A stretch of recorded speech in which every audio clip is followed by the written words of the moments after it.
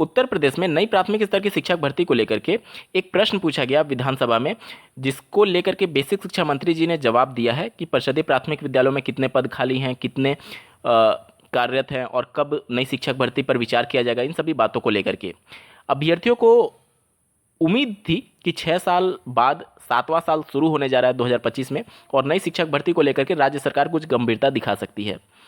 लेकिन वहीं रटा रटाया प्रश्न का जवाब देखने को मिला है कि हमारे पास छात्र शिक्षक अनुपात मानक के अनुरूप है, और जब भी भविष्य में इसको लेकर के अगर ज़रूरत महसूस होगी तो हम शिक्षक भर्ती को लेकर के आगे प्रक्रिया जरूर बढ़ाएंगे।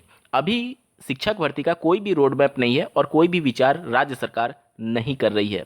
लेकिन ये तो चीज़ें आपको पहले से पता थी कि राज्य सरकार इस चीज़ को लेकर गंभीर नहीं है, मैंने कई वीडियोज़ में आपको पहले बताया है। लेकिन जो आंकड़े पेश किए गए हैं वो चौंकाने वाले हैं, और वो निश्चित तौर पर आपके आँख और आपके दिमाग को निश्चित तौर पर झकझोर करके रख देंगे।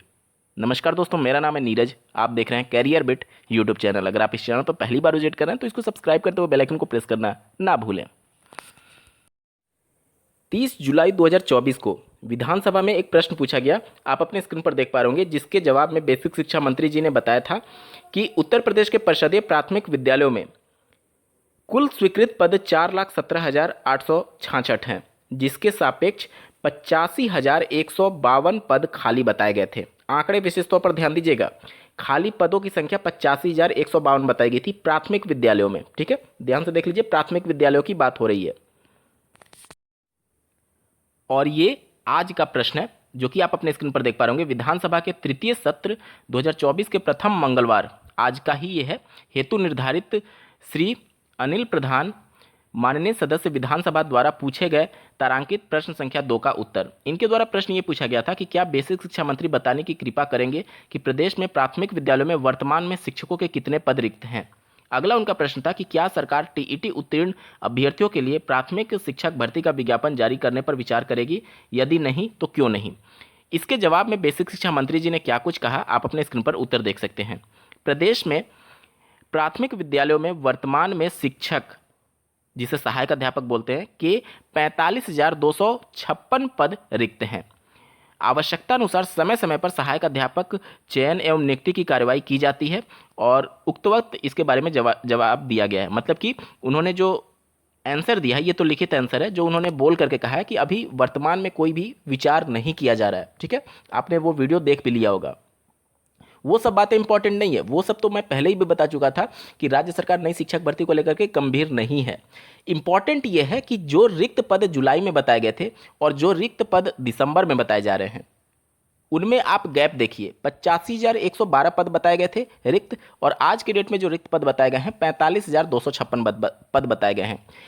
आप मुझे ये बता सकते हैं कि इन जुलाई से लेकर के दिसंबर के बीच में कौन सी शिक्षक भर्ती हो गई जिससे ये पद खत्म हो गए या फिर पद को भर दिया गया। आपको याद होगा 2020 से ही मैं परिषदीय प्राथमिक विद्यालयों में उत्तर प्रदेश में जो चीज़ें चल रही हैं उसको लेकर के मैं आपको समय समय पर आगाह करता रहता था। गार्गी योजना चली, उसके बाद से जब 30 छात्रों पर एक विद्यालय, जहां पर भी रजिस्ट्रेशन की संख्या कम थी, विद्यालयों को बंद करने की बात हुई। अभी हाल ही में 50 से कम जहां पर रजिस्ट्रेशन उनको बंद करके दूसरे विद्यालय में मर्ज करके चीज़ें आगे प्रक्रियाधीन चल रही थी। समय समय पर मैंने आपको आगाह किया था। बहुत सारे मुझे निगेटिव कमेंट भी आते थे कि आप नई शिक्षक भर्ती को लेकर के डीमोटिवेट कर रहे हैं। ये आपके सामने जो आंकड़े हैं ये उसी का नतीजा है कि जो चीज़ें उस समय चल रही थी उसका अब प्रत्यक्ष प्रमाण आपके सामने है।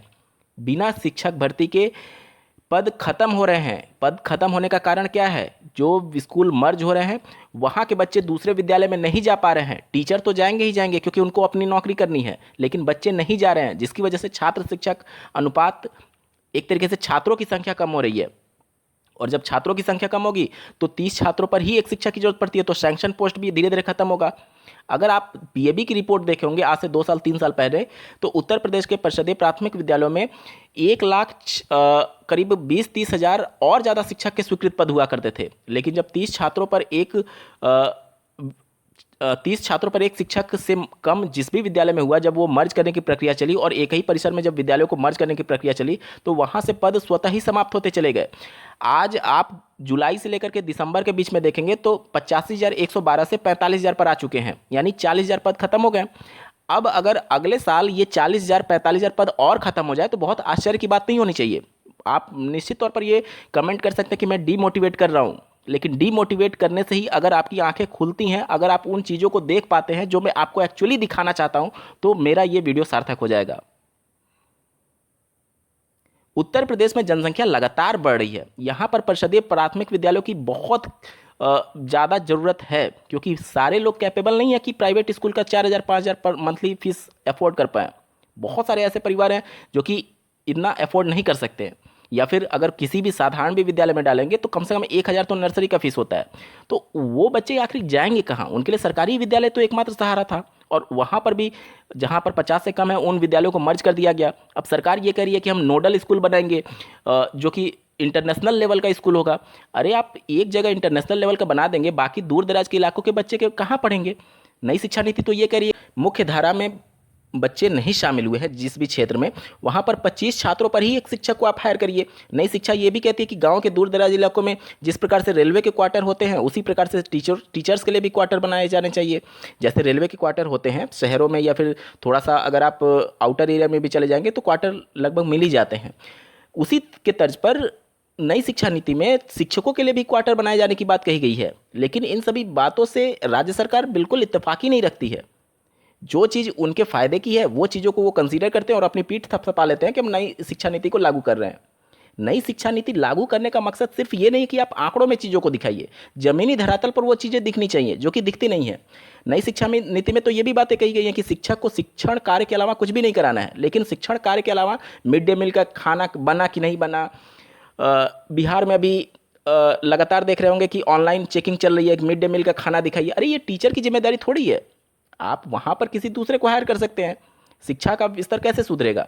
शिक्षा को केवल शिक्षा का ही काम दीजिए, उनकी अलग अलग कामों में ड्यूटी लगाई जाती है। उत्तर प्रदेश तो उससे भी महान है, यहाँ पर दुल्हन को सजाने के लिए यहाँ पर महिला शिक्षकों की ड्यूटी लगा दी जाती है।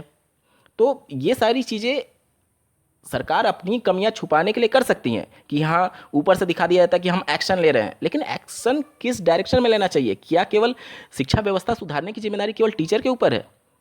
आप अगर कोई भी मीडिया या फिर अगर एक बार टीचर कुछ गलती हो जाती है तो उसको लेकर के बहुत चीज़ें हाईलाइट होती है, लेकिन जो चीज़ें ऊपर से चली आ रही हैं उसकी जवाबदेही कौन तय करेगा? राज्य सरकारों की जवाबदेही कौन तय करेगा? शिक्षा विभाग के अधिकारियों की जवाबदेही कौन तय करेगा? निश्चित तौर पर ये सारी चीज़ें गलत हो रही हैं। आज भी समय है आपके पास, आगाह हो जाइए, नहीं तो ये शिक्षा व्यवस्था धीरे धीरे करके ख़त्म ही हो जाएगी। प्राइवेट स्कूल सबको ये अफोर्ड नहीं कर सकता। आज बीएसएनएल होता तो आज जो आप रिचार्ज का पैसा दे रहे हैं, मंथली आपका कम से कम 300-400 का जाता ही होगा प्लान, बीएसएनएल होता तो इतना नहीं होता। क्योंकि बीएसएनएल की जिस तरीके से हालत की गई है, सरकारी कंपनी होने के बावजूद भी इस कदर तक उसको बर्बाद किया गया कि आज हालत यह है कि बीएसएनएल के नेटवर्क ही नहीं पकड़ते हैं कहीं पर। जब उसको फंडिंग की जाएगी सरकार की तरफ से या फिर उसको सपोर्ट मिलेगा तभी तो वो चीज़ें और ग्रो कर पाएंगी। वहाँ पर उसको उस तरीके से सपोर्ट नहीं मिल पाया, जिसकी वजह से प्राइवेट कंपनियाँ हावी हो गई। एयरटेल और जियो का आप देख लीजिए। उसी तरीके से कहीं ऐसा तो नहीं कि शिक्षा व्यवस्था को भी प्राइवेटाइजेशन की तरफ धीरे धीरे करके आगे बढ़ाया जा रहा है और आप केवल डीमोटिवेट होने के चक्कर में या फिर पॉजिटिव रहने के चक्कर में वो चीज़ों को गवा रहे हैं जो कि आज से लगभग 4 साल 5 साल पहले जब इसी तरीके से बीएसएनएल को बर्बाद किया गया था। भविष्य में जाकर के आप भी इन चीज़ों को याद रखिएगा, यही सब चीज़ें होने वाली हैं। समय है, आगाह हो जाइए। शिक्षा व्यवस्था को लेकर के जो चीज़ें देश में प्रदेश में चल रही है वो गलत हो रही हैं।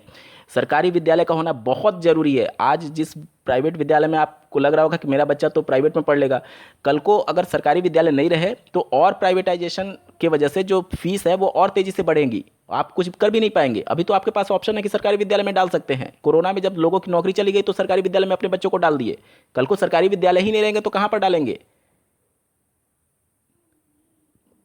ये वीडियो अगर आपको थोड़ी सी भी आंख खोलने में मदद करती है तो निश्चित तौर पर थोड़ा सा आप इस वीडियो को शेयर करिएगा। मैं जनरली बोलता नहीं हूँ शेयर करने के लिए, लेकिन निश्चित तौर पर जो चीज़ें हो रही है, बिना शिक्षकों के पद भरे लगातार टीचर रिटायर हो रहे हैं, आखिर शिक्षकों के पद खत्म हो क्यों रहे हैं? क्या आपने कभी सोचा?